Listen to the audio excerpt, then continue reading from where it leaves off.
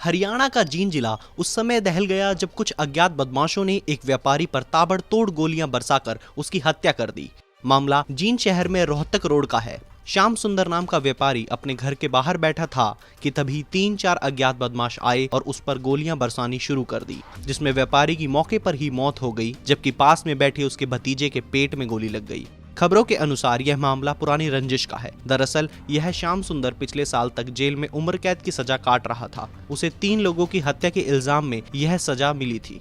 आइए आपको बताते हैं कि ऐसा क्या हुआ था कि श्याम सुंदर बंसल ने 3 लोगों को मौत के घाट उतारा था।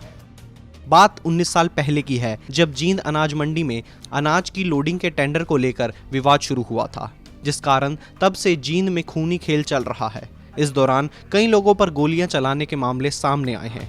खूनी खेल की शुरुआत वर्ष 2002 में ट्रक यूनियन में लोडिंग के ठेके के विवाद को लेकर शुरू हुई थी, जिसमें श्याम सुंदर बंसल ने एक परिवार के 3 भाइयों को गोली मारकर उनकी हत्या कर दी थी।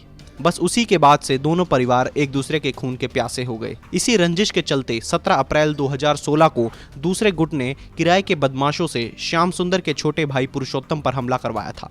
हमले में पुरुषोत्तम को एक गोली भी लगी थी। आरोपी दूसरा फायर करना चाहते थे, पर पिस्तौल में खराबी के चलते ऐसा हो नहीं पाया। इस हमले में पुरुषोत्तम की जान बच गई थी। पिछले साल जेल से बाहर आने के बाद श्याम सुंदर बंसल फूड ग्रेन के ठेके लेने लग गए, जहां पर लोडिंग के टेंडर को लेकर दूसरा गुट उनके साथ रंजिश रखने लगा। श्याम सुंदर के भतीजे हनी बंसल का आरोप है कि दूसरे गुट से जो गौरव ठेके लेता है, उसमें गांव पोखरी खेड़ी निवासी जुगतीराम, उसके बेटे बलजीत पुकरी खेड़ी, रोशन व सुभाष नगर निवासी धर्मेंद्र पहलवान सहित दूसरे आरोपियों की हिस्सेदारी होती है, लेकिन उसे दिखाया नहीं जाता। कोई उनके मुकाबले में टेंडर ना भरे, इसलिए वह दूसरी पार्टियों को डराते धमकाते थे, लेकिन उसके चाचा श्याम सुंदर टेंडर भरने से पीछे नहीं हटे, इसलिए उनके साथ यह घटना हुई है। बता दें कि पुरुषोत्तम पर हमले के आरोप में गांव पोखरीखेड़ी निवासी जुगतीराम, उसके बेटे बलजीत पोखरीखेड़ी, रोशन व धर्मेंद्र पहलवान सहित दूसरे आरोपियों के नाम सामने आए थे, जिसमें कार्रवाई करते हुए पुलिस ने उन्हें गिरफ्तार कर लिया था। उसके बाद से अदालत में मामला विचाराधीन था और फिलहाल यह मामला गवाही पर आया हुआ था। उस मामले में ठेकेदार श्याम सुंदर मुख्य गवाह थे और अदालत में उसकी फिलहाल गवाही थी। बुधवार को श्याम सुंदर ने अदालत में सबूत पेश करने थे, लेकिन उससे पहले ही किराए के बदमाशों ने उस पर हमला कर उसकी हत्या कर दी। ठेकेदार श्याम सुंदर की हत्या के मामले में नामजद हुए 4 आरोपी पहले से ही जिला जेल में बंद हैं। इसमें से आरोपी अशोक उर्फ गाठा, संदीप उर्फ डैनी, कुलदीप उर्फ कमांडो, अजय उर्फ डायमंड 17 अप्रैल 2016 को श्याम सुंदर के भाई पुरुषोत्तम को गोली मारने के बाद से जेल में बंद हैं, जबकि दूसरे आरोपी हाईकोर्ट से जमानत पर बाहर हैं। मंगलवार को हुई वारदात के बाद जमानत पर चल रहे दूसरे आरोपी धर्मेंद्र पहलवान, बलजीत पोखरीखेड़ी, रोशन पोखरीखेड़ी, संजय उर्फ बत्तख, कुलदीप व गौरव फरार हो गए हैं। क्या मामला है सर ये? आज रोहतक रोड में 3-4 व्यक्ति आए और 2 आदमी को गोली मार कर मारे, जिसमें से एक श्याम सुंदर नाम के व्यक्ति की मौत हो चुकी है और जो दूसरा लड़का है 20-22 साल की जिसकी उम्र है वो इंजर्ड है और अभी हॉस्पिटल में है। अभी इनके जो परिवार वाले हैं उनकी तरफ से कोई दरखास्त वगैरह नहीं दी गई है।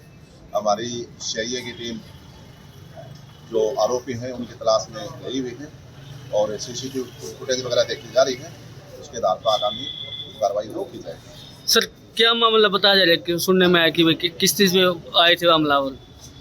पैदल ही अभी तक की जो जानकारी है उससे यही मालूम हुआ है जो 3-4 जो लड़के थे वो पैदल आए हैं और गोली मारकर वहाँ से मौके से भाग गए।